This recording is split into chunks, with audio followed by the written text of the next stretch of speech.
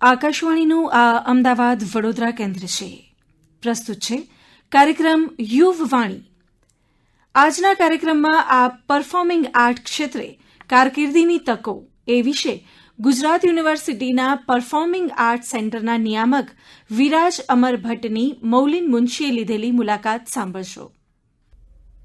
આકાશવાણીનો કાર્યક્રમ સાંભળતા સૌ શ્રોતા મિત્રોને મૌલિન મુનશીનો નમસ્કાર. કેમ છો મિત્રો? મિત્રો, ઘણા બધા જે આપણા મિત્રો હોય છે એને સંગીત, નૃત્ય, નાટકમાં કેરિયર બનાવવામાં રસ હોય છે, કારણ કે પરફોર્મિંગ આર્ટ એ આજના યુવાનોની પહેલી પસંદ હોય છે. હવે પ્રશ્ન એ થાય કે આ ક્યાં શીખવાડશે, કોણ શીખવાડશે, કઈ ડિગ્રી મળશે? આ વાત એટલા માટે કરું છું કે મારી સાથે આજે મારા આકાશવાણી સ્ટુડિયોઝમાં વિરાજ અમર ભટ્ટ છે. વિરાજબેન અમારા આકાશવાણીના ટોપ ગ્રેડના આર્ટિસ્ટ પણ છે, પણ આજે એમને જે બોલાવ્યા છે તે ગુજરાત યુનિવર્સિટી પરફોર્મિંગ આર્ટ જે સેન્ટર છે એના ડિરેક્ટર છે. એટલે થયું કે ચાલો વિરાજબેન આના ડિરેક્ટર છે, પોતે આટલા ટોપ ગ્રેડના આર્ટિસ્ટ છે, તો આ જે પરફોર્મિંગ આર્ટ વિભાગમાં જે વિવિધ કોર્સ ચાલે છે એની એડમિશનની પ્રક્રિયા છે, એની વિશેષતા શું છે, એના વિશે વાત કરીએ. વિરાજબેન, આપનું ખૂબ ખૂબ સ્વાગત છે આકાશવાણી સ્ટુડિયોઝમાં. વિરાજબેન, આપ ગુજરાત યુનિવર્સિટીના જે પરફોર્મિંગ આર્ટ સેન્ટર છે એના આપ ડિરેક્ટર છો, તો એના વિશે પરિચય આપશો કે ત્યાં કેવા કેવા કોર્સિસ ચાલે છે? સૌ પ્રથમ તો આપનો ખૂબ ખૂબ આભાર મૌલિકભાઈ કે આપે મને યાદ કરી. આ માહિતી ખૂબ અગત્યની એટલા માટે છે કારણ કે ઘણા ખરા લોકોને ખબર નથી હોતી કે કઈ રીતે આ વિષયને એપ્રોચ કરવો. તો ગુજરાત યુનિવર્સિટીમાં 2011માં પરફોર્મિંગ આર્ટ્સ વિભાગની સ્થાપના થઈ, જેમાં સંગીત, નૃત્ય અને નાટક એટલે ઓલ પરફોર્મિંગ આર્ટ્સ સ્ટ્રીમ્સના ડિગ્રી કોર્સિસ ચાલુ છે. એટલે સૌ પ્રથમ તો આપણે માસ્ટર્સ પ્રોગ્રામ્સથી ચાલુ કરેલું, કારણ કે જે તે લોકો શીખેલા હોય એમને ડિગ્રી જોઈતી હોય તો એક ગુજરાત યુનિવર્સિટી થકી એક વેલિડેશન મળે કે એક એમને એક માન્યતા મળે કે એક સર્ટિફિકેટ મળે, એવું યુનિવર્સિટીનું ઈચ્છા હતી કે એ લોકોનું વેલિડેશન થાય કે જે ઓલરેડી શીખેલા લોકો છે. બરાબર. એટલે આપણે પહેલા માસ્ટર્સ કોર્સ ચાલુ કર્યો. પછી એવું થયું કે માસ્ટર્સ કોર્સ જે સ્ટ્રીમમાં ચાલી રહ્યો તો એની લાઈનમાં એક ગ્રેજ્યુએશન કોર્સ ચાલુ કરવો જ પડે, કારણ કે ઘણા વિદ્યાર્થીઓ એવા હતા કે જે 10 વર્ષ પહેલા શીખેલા હોય, 15 વર્ષ પહેલા શીખેલા હોય અને મેઇન સ્ટ્રીમ એડ્યુકેશનમાં કદાચ ફિટ ઇન ન થઈ શકે. બરાબર.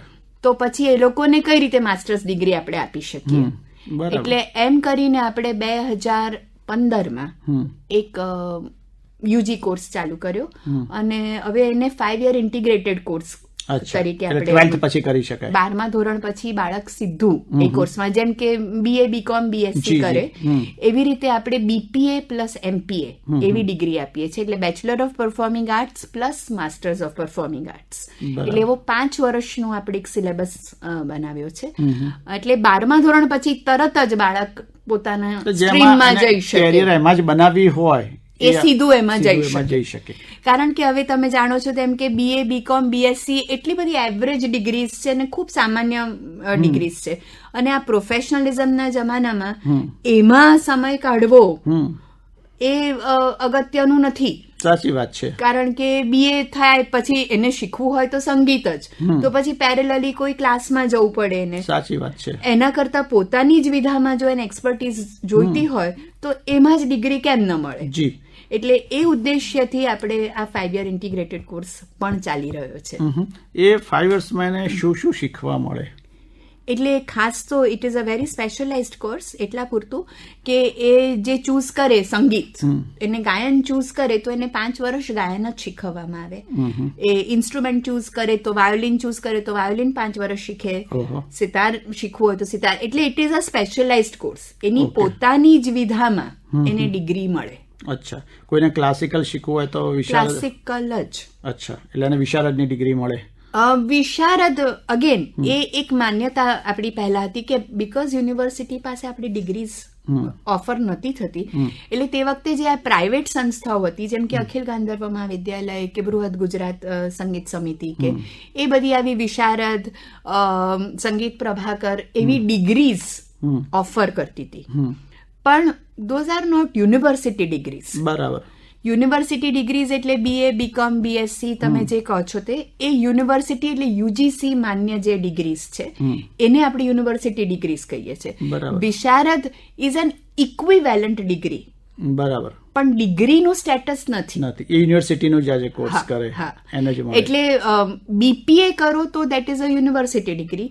સંગીત વિશારદ ઇક્વિવેલન્ટ ડિગ્રી કહેવાય છે, પણ એને ડિગ્રીનું સ્ટેટસ નથી. એટલે કાલે ઉઠીને તમે જો કદાચ કોઈ નોકરી લેવા જાઓ ને તમે કહો કે સંગીત વિશારદ હું છું, તો ઇક્વિવેલન્ટ સ્ટેટસ ગણાય, પણ નોટ ઇક્વલ સ્ટેટસ. બરાબર. કારણ કે યુનિવર્સિટી છે એટલે પોતે જ એની એક માન્યતા, રેપ્યુટેશન એક અલગ હોય છે. એટલે જે ડિગ્રી કોર્સીસની ગરિમા છે કે તમે બીકોમ ગ્રેજ્યુએટ થયા, જે આપણે કહીએ છીએ કે ગ્રેજ્યુએટ થયા, તો એ માત્ર આ ડિગ્રીઝ હોય તો જ તમે ગ્રેજ્યુએટ ગણાવો. બરાબર છે. Otherwise equivalent. અમે વિશારદ થયા તો એ ઇક્વિવેલન્ટ એટલે અમે 5 વર્ષ, વિશારદનો 6 વર્ષનો કોર્સ છે, તો વિશારદ તમે 6 વર્ષ તમારી તાલીમ થઈ એટલું તમે કહી શકો છો માત્ર. બરાબર છે. પણ વેન યુ સે કે હું BPA થઈ કે હું MPA થઈ, તો તમે એ માસ્ટર્સ કે ગ્રેજ્યુએશન લેવલનું કામ કર્યું છે એ એક સિદ્ધ થાય. બરાબર છે. આ 5 વર્ષનો જે કોર્સ છે એમાં ક્લાસિકલ, સુગમ સંગીત, લાઇટ ક્લાસિકલ બધું જ આવી જાય? આમ તો ઇટ ઇઝ ક્લાસિકલ બેઝડ, એટલે ક્લાસિકલ જ ની તાલીમ અપાય છે, પણ બીજી વિધાઓ તો પેરેલલી શીખવાડાય છે, જેમ કે ફોક આર્ટ્સ છે અને સુગમ સંગીતના ગીત, એટલે ગીત, ગઝલ, ભજન બી શીખે એ લોકો.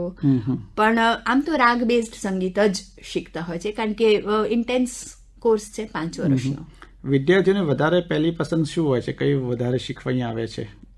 ગાયન. લગભગ તો મોસ્ટલી વોકલના સ્ટુડન્ટ્સ વધારે છે, અચ્છા. પણ ડાન્સ પણ છે આપણે ત્યાં અને થિયેટર પણ છે. અચ્છા. અને છેલ્લા 5-7 વર્ષમાં જે થિયેટર ઇન્ડસ્ટ્રી ડેવલપ થઈ છે અને with all this OTT platforms ને એ બધું જે ચાલ્યું છે, એટલે થિયેટરના છોકરાઓ, એક્ટિંગના છોકરાઓને પણ ખૂબ સ્કોપ મળે છે. મારું એક પણ છોકરું ઘેર નથી બેઠું. ઓહો. એટલે દેટ ઇઝ અ રેકોર્ડ કે it's a full employment based course. ઓહો. એટલે તમે એમ વિચારો કે BA, BCom, BSc માં છોકરાઓને કદાચ નોકરીઓ નથી મળતી હોતી કે કામ ન મળે, પણ BPA, MPA થયેલા છોકરાઓને બહુ જ ઇઝીલી હવે જોબ્સ મળવા માંડી. કારણ કે સ્કૂલ્સ, હવે પ્રાઇવેટ સ્કૂલ્સમાં બી એક્ટિવિટી ટીચર્સ રાખે છે. બરાબર છે. આટલી બધી યુનિવર્સિટીઝ થઈ ગઈ, એમાં પરફોર્મિંગ આર્ટ્સનું હવે એટલું મોટું સ્તર થવા માંડ્યું છે કે દરેક જણને એવો કોઈ ક્વોલિફાઈડ છોકરું જોઈએ છે જે શીખવી શકે, સંગીતે શીખવે, નાટકે શીખવે, નૃત્ય શીખવે, એક્ટિવિટી કરાવે. કઈ નહીં તો છોકરાઓ પોતાની રીતે બી નાની મોટી વર્કશોપો કરતા હોય છે. આટલી બધી સિરિયલ ને થિયેટર ચાલતો હોય છે, આટલા શોઝ ચાલતા હોય છે, ખૂબ બધાને કામ મળી રહે છે.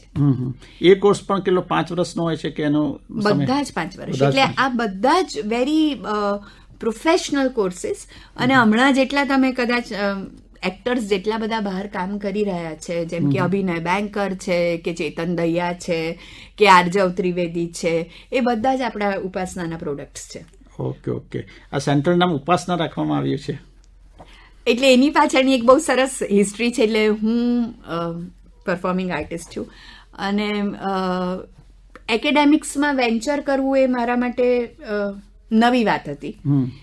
એટલે જ્યારે તે વખતના vice chancellor doctor Parimal Trivedi હતા અને એમને કશેક મને સાંભળી હશે અને પછી મને મળવા આવ્યા અને મને કહ્યું, બેન આપણે વિભાગ ચાલુ કરવો છે તો તમે આવશો? એટલે તે વખતે અલગ મૂડ હતો કલાકારનો. મેં કહ્યું ના, મારે તો કંઈ આવું કામ નથી કરવું અને હું તો ફૂલ ટાઈમ પરફોર્મર છું. તમને કહું ના, તમને હું બધી છૂટ આપીશ, તમે કહો એ રીતે આપણે ડિપાર્ટમેન્ટ ચાલુ કરીએ. અને એકદમ અચાનક આવું આઉટ ઓફ ધ બ્લુ એક નવો પ્રોજેક્ટ આવ્યો, એનું મને એક્સાઇટમેન્ટ હતું. એટલે એમને મને કહું એક જગ્યા પણ મને ફાળવી કે આ જગ્યા હેલ્મેટ સર્કલ પાસે GIET કેમ્પસ, તમને ખ્યાલ હોય તો GIET ની સામે એક નાનું કેમ્પસ હતું. તો પરિમલભાઈ કહો કે આ તમારું અને તમારે હવે ચલાવવાનું છે આ.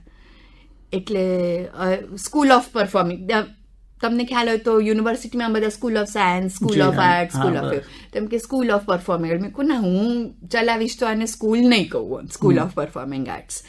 તો એમને કહ્યું કે તમારે જે નામ આપવું હોય તે નામ આપી દો, કાલે ને કાલે તમે નામ આપો. અને તે વખતે મને એકદમ ઉપાસના સૂચ્યું, એટલે ઉપાસના સ્કૂલ ઓફ પરફોર્મિંગ આર્ટ્સ. ના, સરસ. એ સંગીતને લગતું કે ઉપાસના. હા, ને એટલું એમ કે સ્કૂલ ઓફ પરફોર્મિંગ આર્ટ્સ એ મારે નતું કરવું, અને મારા માટે બી એ ઉપાસના હતી, કારણ કે એક નવું કામ, ચેલેન્જિંગ કામ હતું. હા, નવું જ. હવે એક પ્રશ્ન એ થાય છે કે તમે પોતે આટલા પરફોર્મર છો, ટોપ ગ્રેડના આર્ટિસ્ટ છો, અને એક એકેડેમિક ફિલ્ડમાં તમે કામ કરો છો. કેવો અનુભવ તમને લાગે છે આનું? મને ખૂબ ચેલેન્જિંગ લાગ્યું, એટલા પૂરતું કે દરેક પરફોર્મર આમ શીખવતા તો હોય જ છે. તમે ગુરુ શિષ્ય પરંપરામાં શીખવો, કાં તો તમે ક્લાસ પદ્ધતિમાં શીખવતા હો. હું બી થોડા વિદ્યાર્થીઓને શીખવતી હતી, પણ એ આઉટરીચ ઓછો હતો. ઘરે 2, 3, 4 વિદ્યાર્થીઓ આવે, બાકી મારે શીખવવું હોય ત્યારે શીખવું ને, એટલે બધું કેઝ્યુઅલ થતું હતું. બીજું મને એવું લાગ્યું કે આજના મોડર્ન યુગમાં ગુરુ શિષ્ય પરંપરા હવે બહુ રેલેવન્ટ નથી રહી. બરાબર. કારણ કે ન એવા ગુરુઓ રહ્યા, ન એવા ચેલાઓ રહ્યા. બરાબર. કે જે ગુરુઓના ઘરે જઈને શીખે, કે ગુરુઓના સાનિધ્યમાં તમે 6, 7, 8 કલાક બેસીને શીખો, ગુરુ શીખવે કે શિષ્યો શીખે, એ હવે રેલેવન્ટ નથી, પોસિબલ નથી. એટલે નેક્સ્ટ પદ્ધતિ આવી ક્લાસ પદ્ધતિ. ક્લાસોમાં શું થાય કે અઠવાડિયામાં 1 વખત તમે જાઓ કે 2 વખત જાઓ, ગ્રુપમાં શીખવો, તો એનું રીચ આઉટ કે એનું આઉટકમ બહુ ઓછું લાગ્યું. અને આવું ડિગ્રીઓ માત્ર એમ કે વિશારદ થયા અને તે વેલિડેશન એટલા પૂરતું જ સીમિત રહ્યું, એમાંથી કલાકારો ખૂબ ઓછા નીકળે છે. બરાબર. એટલે મને એવો વિચાર આવ્યો કે university method is next best two ગુરુ શિષ્ય પરંપરા. કારણ કે જે વિદ્યાર્થી જે તે આવે છે એ મારી પાસે 6-7 કલાક રોજ રહે છે. અને સવારના જેમ કે કોલેજમાં તમે 9 થી 4 કે 9 થી 5 જતા હો, તો 6 કલાક તમે માહોલમાં રહો છો. બરાબર. અને તમે એ વિદ્યાર્થી તરીકે એ વિધાને સમજો છો. So it is not casual, it is not a hobby, અને તમારું ફૂલ ટાઈમ એક ડેડિકેશન એ વિધા માટે રહે છે. તો આજના યુગમાં યુનિવર્સિટી મેથડ માં જ્યાં સુધી તમે પ્રવેશ ન કરો તો એ વિધાને ડિગ્નિટી નથી મળતી. બરાબર. અને તમે કેઝ્યુઅલી એમ કે હું ગાઉં છું, અમને આજ દિન સુધી લોકો પૂછે છે કે તમે ગાઓ બેન, પણ બીજું શું કરો છો? એટલે એ ડિગ્નિટી ક્યારે મળે? જ્યારે ત્યાંની સામે તમે કહો કે હું એન્જિનિયર છું કે હું ડોક્ટર છું, તો તરત એ ડિગ્નિટી કેમ મળે છે? કારણ કે તમારી પાસે ડિગ્રી છે. બરાબર. તો મને એવો વિચાર આવ્યો કે તો સંગીત કે નૃત્ય કે નાટકમાં આપણે ડિગ્રીઓ ના આપી શકીએ તો એનું આઉટકમ બહુ ઓછું થઈ જાય છે અને એની ડિગ્નિટી ઓછી થઈ જાય છે. બરાબર. તો એ જરૂરી છે કદાચ કે આપણે એને ડિગ્રીઓ આપીએ અને એ ઇન્ટેન્સિટીથી શીખવીએ. બરાબર. કે 6 કે 7 કલાક છોકરું મારી પાસે રહે, એ જ વિધા શીખે, તો એ 4 કે 5 વર્ષે જ્યારે નીકળે ત્યારે એની પાસે એટલું મટીરિયલ હોય. બહુ મોટો ગાળો, 5 વર્ષને કે આખો મોટો ગાળો કહેવાય એટલે થાય. પણ મને પ્રશ્ન થાય છે કે આપ તો એક પરફોર્મિંગ આર્ટિસ્ટ છો, ટોપ ગ્રેડના, તમે એક એકેડેમિક ફિલ્મમાં ડિરેક્ટર થયા, તો તમારા પરફોર્મન્સ પરની અસર કંઈ નથી પડતી કે તમને રિયાઝનો સમય ઓછો મળે કે વધારે સમય આ બધામાં જતો રહે? ભાઈ, હું ખૂબ હાર્ડવર્કિંગ છું, એટલે મેં ખૂબ મહેનત કરી છે અને હું ખૂબ ગર્વ સાથે કહું છું કે જ્યારે મેં આ વેન્ચર મારા મન પર લીધું ત્યારે મારા ગુરુ પંડિત રાજન મિશ્રાને, એટલે મારા મનમાં બી ડાઉટ હતો કે હું આ કરી શકીશ કે નહીં, કે કરવું જોઈએ કે નહીં.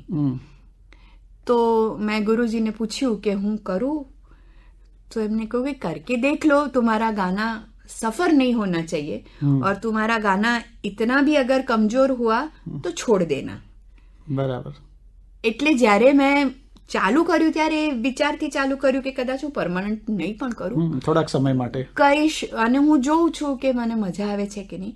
અને તે વખતના મેં કહ્યું તેમ પરિમલભાઈ જે વાઇસ ચાન્સેલર હતા, એમને એટલો બધો મારા પર વિશ્વાસ મૂક્યો હતો કે મારી ઉપર કોઈ નહોતું, ઇન ધ સેન્સ કે મારે કોઈને જવાબ નહોતા આપવાના.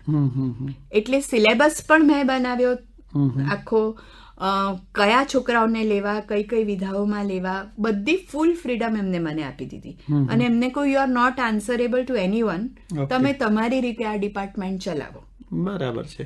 કારણ કે આખી નવું જ ફલક પર કામ કરવાનું હતું. સાચી વાત છે. એટલે એમ કે તમે ચલાવીને જુઓ, પછી આપણે જોઈશું કે કેવું વર્કઆઉટ થાય છે અને કઈ રીતે આપણે મેઇન સ્ટ્રીમ એડ્યુકેશનમાં એને મૂકીશું. MS યુનિવર્સિટીમાં ચાલી રહ્યું છે. એટલે MS યુનિવર્સિટી ઓલ્ડેસ્ટ યુનિવર્સિટી, અને ત્યાં તો પરફોર્મિંગ આર્ટ્સ ડિપાર્ટમેન્ટ ગાયકવાડ સરકારની સમયથી ચાલી રહ્યો હતો, એટલે 100 વર્ષથી ચાલે. પણ આપણે ત્યાં ગુજરાત યુનિવર્સિટી આટલી મોટી યુનિવર્સિટી થઈ, આટલી જૂની, 75 વર્ષ થશે આપણા યુનિવર્સિટીને, છતાંય પરફોર્મિંગ આર્ટ્સ ડિપાર્ટમેન્ટ નહીં, એ તો શરમજનક કહેવાય. અચ્છા, બરાબર છે. એક કલંક ભૂસાઈ ગયું. અને ચાલો, તો આમાં એડમિશન લેવું હોય, આપણો કાર્યક્રમ સાંભળી રહેલા જે છે શ્રોતા મિત્રો તેમને થાય, તો એની પ્રોસિજર શું હોય છે? એટલે જે 5 year ઇન્ટિગ્રેટેડ કોર્સ છે એમાં ફ્રેશર્સ જ લઈએ છીએ આપણે. ખાલી એક ઓડિશન જેવું લઈએ છીએ કે ખરેખર એમને એ વિધામાં રસ છે કે નહીં, કાં તો જેમ કે એમને ગાયનમાં લેવું હોય તો એ ગાઈ શકશે કે કેમ, કે પછી તબલામાં લેવું હોય તો એમને બેઝિક લયનો કોન્સેપ્ટ છે કે નહીં. Because it is a 5 years, એટલે 5 વર્ષ તો છોકરો આપણી પાસે રહે જ છે ને ઘડાઈ જાય છે. પણ 12મા ધોરણ પછી આપણે ખાલી બેઝિક ઓડિશન લેતા હોઈએ છીએ. પણ માસ્ટર્સ પ્રોગ્રામમાં જેને ડિરેક્ટલી જવું હોય તેને તમે કહ્યું તેમ કે વિશારદ કેવું તેવું ઇક્વિવેલન્ટ ડિગ્રીઝ કાં તો 5 કે 6 વર્ષ શીખેલા હોય એવા છોકરાઓને જ આપણે માસ્ટર્સમાં એડમિશન આપીએ છીએ. વિરાજબેન, ક્લાસિકલ મ્યુઝિક ઘણા વિદ્યાર્થીઓ શીખતા હોય છે, તો એમને આપ ટિપ્સ આપશો કે રિયાઝ કેટલો જરૂર છે, અથવા દિવસના કેટલા કલાક રિયાઝ કરવો જોઈએ? કલાક તો આપણે હું ના કહી શકું, પણ આ ખૂબ ડિમાન્ડિંગ વિધા છે. એટલે અને મને એવું લાગે કે કોઈ બી પ્રોફેશનમાં, જેમ કે તમે ડોક્ટર કે વકીલાત કે કંઈ બી કરો, તો ત્યારે તમે જેટલો સમય આપો છો એવું કલાકાર બનવા માટે બી એટલો જ આપવો પડે. એટલે તમે કહો કે મારે 6 કલાક મારે કોલેજમાં જવું પડે, તો આ વિધામાં બી 6 કલાક કોલેજમાં જવું પડે, કે 6 કે 7 કલાકનો રિયાઝ કરવો જ પડે. રાતે ઘણી વખત જાગવું જ પડે, વાંચવું જ પડે, રિયાઝ કરવો જ પડે. સો it is equal to any other profession. પણ આપણે એક સામાન્ય રીતે એવું માની લીધું છે કે કલાકારો બહુ કેઝ્યુઅલ હોય ને આજ મૂડ હે ને આજ મૂડ નહીં હે ને એવું બધું ને અવકાશ નથી, એવું માનું છું વિદ્યાર્થી કાળમાં. બરાબર. પછી તમે જ્યારે એક પરફોર્મન્સ સ્ટેજ પર પહોંચો ત્યારે તમે એ વાતો કરો એ યોગ્ય છે, પણ આજ મૂડ નહીં હે ઓર આજ મિજાજ નહીં બન રહા હે એ બધું ના ચાલે. બરાબર છે. આપણો જે કાર્યક્રમ સાંભળી રહેલા શ્રોતા મિત્રો છે, તો એને કોઈ મેસેજ આપશો? ખાસ તો મેસેજ એ કે પરફોર્મિંગ આર્ટ્સમાં હવે બહુ જ સરસ કરિયર બની શકે એવી પોસિબિલિટી છે. અને મેં કહ્યું તેમ કે it is as ડિગ્નિફાઈડ as any other profession, any other white collar job, like Bing N engineer કે લાઇક બિંગ અ ડોક્ટર. તમે કહો કે હું પરફોર્મિંગ આર્ટિસ્ટ છું તો તમને એ જ ડિગ્નિટી મળી શકે તેમ છે, એ જ ગરિમાથી તમને બહાર કામ મળી રહ્યું છે. એટલે એવેન્યુઝ ખૂબ ખુલી ગયા છે પરફોર્મિંગ આર્ટ્સના. બરાબર. આવનારા દિવસોમાં કંઈક નવું કરવા વિચારો છો? પરફોર્મિંગ આર્ટ કંઈક નવા કોર્સિસનું ઇન્ટ્રોડક્શન કે?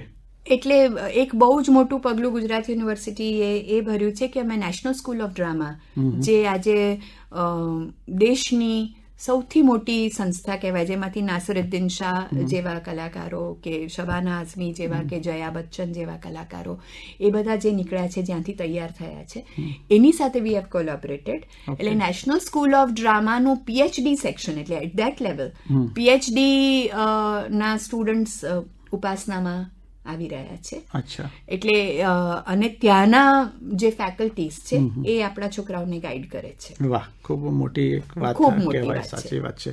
તો આજે વિરાજબેન આપનો કિંમતી સમય કાઢીને આકાશવાણીમાં આવ્યા અને ગુજરાત યુનિવર્સિટીના પરફોર્મિંગ આર્ટ વિશે ખૂબ સરસ પરિચય આપ્યો, એનું એડમિશન, એની પ્રવેશ યોગ્યતા અને એનું મહત્વ, એના વિશે ખૂબ સુંદર વાતો કરી. આપનો ખૂબ ખૂબ આભાર. આપ હમણાં જ સાંભળી રહ્યા હતા પરફોર્મિંગ આર્ટ ક્ષેત્રે કારકિર્દીની તકો એ વિશે ગુજરાત યુનિવર્સિટીના પરફોર્મિંગ આર્ટ સેન્ટરના નિયામક વિરાજ અમર ભટ્ટની મૌલિન મુનશીએ લીધેલી મુલાકાત. કાર્યક્રમનું પ્રસારણ આકાશવાણીના અમદાવાદ વડોદરા કેન્દ્ર પરથી કરવામાં આવ્યું.